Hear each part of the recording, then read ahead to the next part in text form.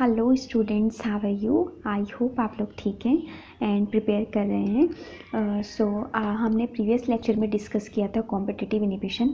Competitive inhibition में हमने enzyme substrate की बाइंडिंग, उसके बाद हमने इनिबिटर की बाइंडिंग देखी थी कि इनिबिटर कैसे अफेक्ट करता है। कुछ एग्जांपल्स कॉम्पिटिटिव इनिबिशन के देखे थे, जो एग्जांपल्स हैं जो हमने डिस्कस भी किया था, राइट। उसी से वहीं से कंटिन्यू करते हुए चलिए स्टार्ट करते हैं। देखिए, जो हमने आपको फर्स्ट एग्जांपल बताया था वो हमने आपको मीथोट्रिज, एक बार रिवाइज कर लीजिए, मीथोट्रिजेट का बताया था, जिसे हमने आपको बोला था कि अमीनोप्टेरिन भी हम बोलते हैं, जो डाईहाइड्रोफोलेट सबस्ट्रेट को प्रोडक्ट में कन्वर्ट करता है, टेट्राहाइड्रोफोलेट। और टेट्राहाइड्रोफोलेट जो है वो एक इम्पॉर्टेंट कोफैक्टर है for the synthesis of nucleic acid, right. और अगर हम ये प्रोसेस को ब्लॉक कर देंगे, राइट, जैसे अगर इनिबिटर ने बाइंड किया तो ये प्रोसेस ब्लॉक हुआ तो हमारा न्यूक्लिक एसिड का जो सिंथेसिस है वो स्टॉप हो जाएगा। सेकंड हमने आपको बताया था मैनिटॉल। मैनिटॉल में भी हमने आपको सक्सिनेट, जो हमारे पास सबस्ट्रेट है, फ्यूमरेट में कन्वर्ट होता है।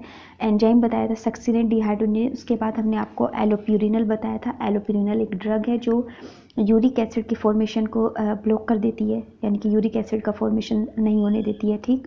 हमने सल्फोनामाइड यानी कि सल्फर ड्रग के बारे में आपको बताया था कि जो सबस्ट्रेट है वो कन्वर्ट करता है डाईहाइड्रोफोलेट में, जो टेट्राहाइड्रोफोलेट बनाता है, यानी कि फोलिक एसिड की सिंथेसिस इससे अफेक्ट होती है अगर इनिबिटर बाइंड करता है। तो देखिए, ये तो हमने देखा कि कुछ इनिबिटर्स हैं जो रिएक्शंस को कैसे अफेक्ट करते हैं।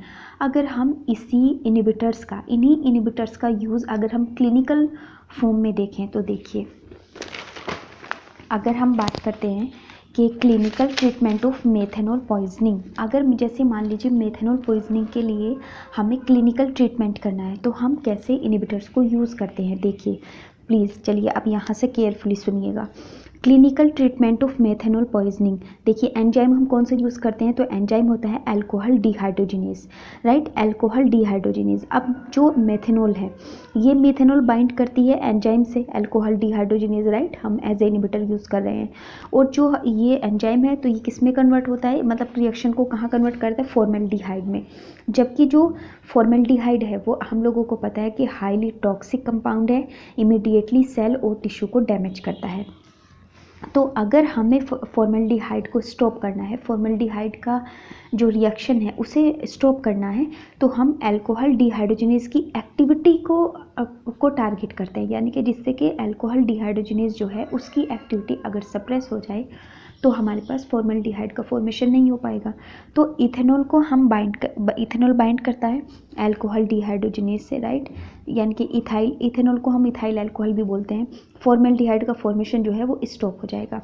अब देखिए, अब अगर हम तो जैसे आपको ये रिएक्शन पता है, enzyme plus substrate, enzyme substrate complex बनता है, एंजाइम प्लस प्रोडक्ट में कन्वर्ट होता है, राइट। अगर हम इनिबिटर की बाइंडिंग दिखा रहे हैं तो आपको बताया था कि इनिबिटर एंजाइम से बाइंड करता है, एंजाइम से बाइंड करता है, सबस्ट्रेट की जो एक्टिव साइट होती है वहीं सेम साइट पर बाइंड करता है। स्ट्रक्चरल होमोलॉजी हमने आपको बताई थी कि शो करता है सबस्ट्रेट के साथ, तो कम्पीट करता है सबस्ट्रेट के साथ बाइंडिंग के लिए, राइट। हमने आपको ये भी बताया था कि अगर सबस्ट्रेट का कंसंट्रेशन और इनिबिटर का कंसंट्रेशन में हाई या लो होगा तो हमारे पास इनिबिशन कैसे अफेक्ट होगा। तो आप प्लीज़ एक बार रिवाइज करिएगा। देखिए, अगर इनिबिटर बाइंड करता है तो इनिबिटर हमारे पास, ये इनिबिशन कांस्टेंट आपको बोला था, इक्विलिब्रियम डिसोसिएशन कांस्टेंट हम बोल सकते हैं, इनिबिशन डिसोसिएशन कांस्टेंट हम बोल सकते हैं, राइट, इक्विलिब्रियम डिसोसिएशन कांस्टेंट बोल सकते हैं। तो देखिए, जैसे मान लीजिए हमारे पास एंजाइम है, एंजाइम से सबस्ट्रेट बाइंड करता है तो हमारे पास ये एंजाइम सबस्ट्रेट कॉम्प्लेक्स बना। अब अगर इनिबिटर ने बाइंड किया, राइट, कंपीट करता है तो सेम साइड पर बाइंड करता है, तो हमारे पास यहाँ पर क्या होगा, प्रोडक्ट सिंथेसाइज नहीं हो पाएगा क्योंकि इनिबिशन हो जाएगा। यही तो हम टारगेट कर रहे हैं, राइट। तो ये हुआ हमारा clinical treatment of methanol poisoning को हम कैसे यूज़ करते हैं। अब जो हमने आपको बताया था कि हम एनालिसिस करेंगे काइनेटिक डाटा, यानी कि काइनेटिक डाटा, यानी कि जो कॉम्पिटिटिव इनिबिशन है वो माइकलिस मेंटेन इक्वेशन ग्राफ के फॉर्म में हम कैसे रिप्रेजेंट करते हैं। देखिए, यहाँ हमने आपको ये ड्राइव किया था V0 equal to V max substrate concentration Km plus substrate concentration, ये आपको पता है ये माइकलिस मेंटेन इक्वेशन होती है, राइट। देखिए, हमने यहाँ पे ड्राइव किया था जो हमारे पास V max, right, substrate concentration upon Km plus substrate concentration, right. ये माइकलिस मेंटेन इक्वेशन हमारे पास आई थी। अब अगर हम ये जो इक्वेशन है वो हम तब डिस्कस करते हैं जब हमारे पास कोई इनहिबिटर प्रेजेंट नहीं है, सबस्ट्रेट एंजाइम से बाइंड कर रहा है। अब देखिए, अब अगर हम कहें कि यहाँ पर अगर कॉम्पिटिटिव इनहिबिटर प्रेजेंट है, राइट, तो जैसे हमने आपको यहाँ पे दिखाया, तो वी नो, अब यहाँ पर क्या हो जाएगा value, V naught is equal to V max substrate concentration upon alpha K M plus substrate concentration. देखिए हम अल्फा क्यों यूज़ कर रहे हैं, हम अल्फा को बोल रहे हैं apparent value of K M.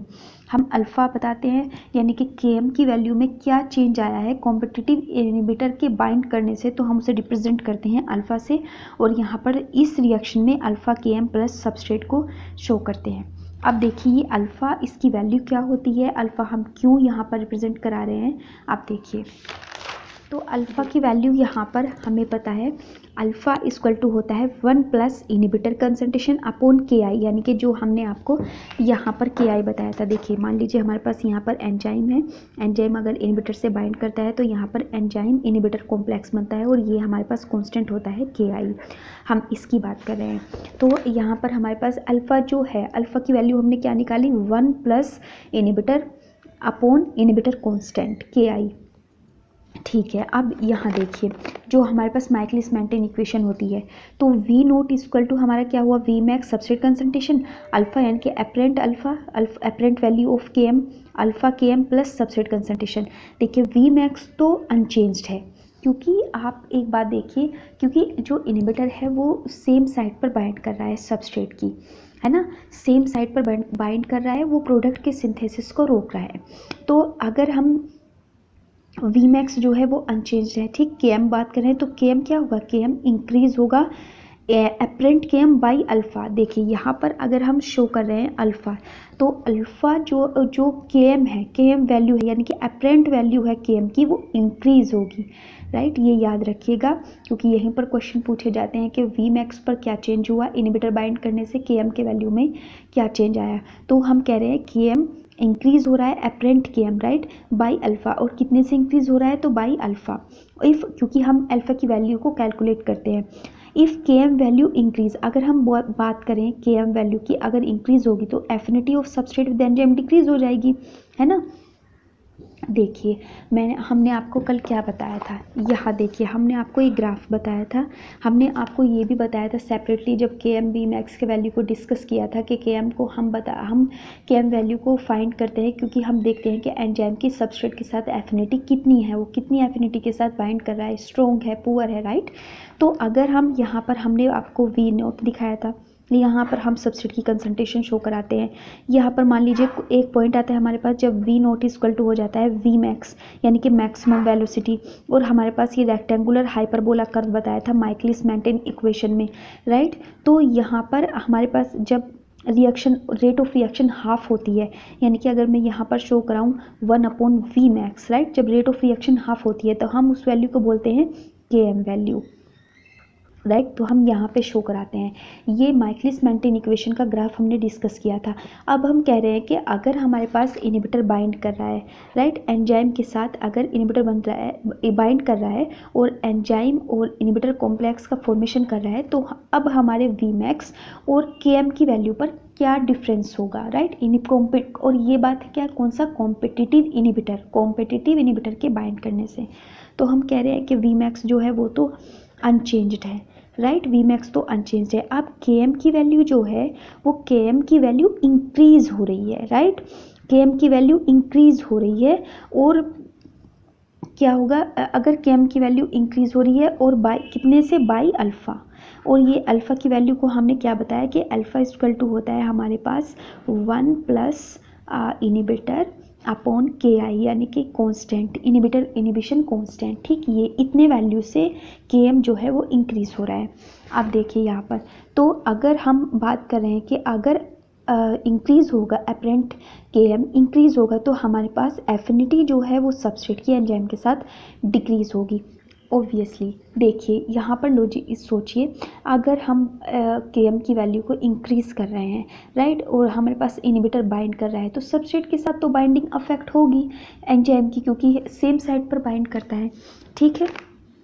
अब देखिए, तो अगर हम बात करते हैं ग्राफिकल रिप्रेजेंटेशन की। तो ग्राफिकल रिप्रेजेंटेशन में देखिए हमारे पास जो हमने आपको बताया, जो हमारे पास माइकलिस मेंटेन इक्वेशन है उसमें V max substrate concentration alpha, क्योंकि alpha apparent value K M increase हुआ है, और सबसेट कंसंट्रेशन। अब इसे ये वाली इक्वेशन को हम कैसे रिप्रेजेंट करते हैं ग्राफ के फॉर्म में, देखिए ये अभी आपको बताया कि वी मैक्स वैल्यू होती है, यहाँ पर हम सबसेट का कंसंट्रेशन ले रहे हैं राइट, और यहाँ पर हमारे पास वेलोसिटी है और ये के एम का वैल्यू है। देखिए अगर इनहिबिटर प्रेजेंट नहीं है, मान लीजिए अगर हमारे पास इनहिबिटर प्रेजेंट नहीं है, तो अगर इनहिबिटर हमारे पास प्रेजेंट नहीं होगा राइट, तो क्या हमारे पास क्या होगी रिएक्शन, ये सिंपल होगी जो हम अभी आपको बताए। देखिए यहाँ पर होगी हमारे पास K M value half V max right, और ये हमारे पास जो आता है वो वी मैक्स का वैल्यू।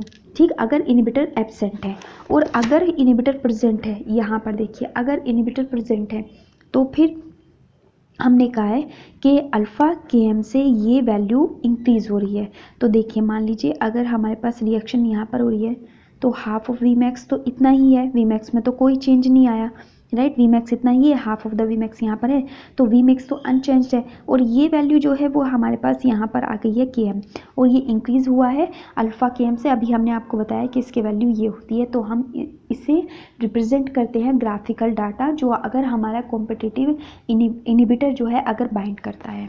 देखिए अब अगर हम डबल रेसिप्रोकल, देखिए आप एक बार ये भी देख लीजिए, अगर हम बात करते हैं जैसे हम माइकलिस मेंटेन इक्वेशन को ड्राइव करते हैं और फिर हम उसे का डबल रेसिप्रोकल का ग्राफ प्लॉट करते हैं जिसे हम लाइन वीवर प्लॉट कहते हैं। तो अगर हम double reciprocal form of the equation की बात करें तो in the absence of competitive inhibitor अगर एब्सेंट है, अगर इनहिबिटर प्रेजेंट नहीं है, तो हमारी डबल रेसिप्रोकल फॉर्म कितना डेवलप होता है, 1/, हमारी सिंपल इक्वेशन होती है वो तो हमारे पास आती है V max substrate concentration upon K M और प्लस सबस्ट्रेट कंसंट्रेशन, ये हमारी माइकलिस मेंटेन इक्वेशन है। और अगर हम डबल रेसिप्रोकल की बात कर रहे हैं तो डबल रेसिप्रोकल फॉर्म को हम कैसे प्रेजेंट करेंगे, 1/V0 equal to K M right, K M, और यहाँ पर देख लीजिए हम यहाँ पर ये 1/वेलोसिटी equal to K M upon V max into 1/ substrate concentration plus 1/वी मैक्स, हम ऐसे शो करते हैं। और अगर हम इसी वैल्यू को बताएं आपको कि अगर इनहिबिटर प्रेजेंट है तो इनहिबिटर के प्रेजेंस में हम डबल रेसिप्रोकल का फॉर्म यहाँ पर अल्फ़ा आ जाएगा, क्योंकि अल्फ़ा से के एम इंक्रीज़ कर रहा है राइट, तो अल्फ़ा के एम अपॉन वी मैक्स, और ये 1/ सबस्ट्रेट कंसंट्रेशन प्लस 1/वी मैक्स, ये तो सेम है। अब अगर हम इस इक्वेशन को जो हमारे पास आई है, यानी कि अगर हम इसे यहाँ पर रिप्रेजेंट करें राइट, तो यहाँ देखिए 1/ वैल्यू, यहाँ पर तो हम वेलोसिटी को मेज़र करते हैं, यहाँ पर हम सबस्ट्रेट की कंसंट्रेशन को मेज़र करते हैं राइट, और ये हमारे पास आता है 1/वी मैक्स का वैल्यू। तो अगर हमारे पास स्ट्रेट लाइन ग्राफ राइट, तो यहाँ पर हमारे पास अगर यहाँ पर के एम का वैल्यू है 1/के एम माइनस, तो ये वैल्यू यहाँ हमें क्या मिलेगी, 1 के एम राइट, क्योंकि अगर देखिए इधर चलते हैं तो हम पॉजिटिव वैल्यू दिखाते हैं, अगर हम इधर देख के बात करते हैं तो नेगेटिव वैल्यू दिखाते हैं, तो नेगेटिव वैल्यू में हमारे पास -1/के एम, और देखिए इंक्रीज़ हो रहा है,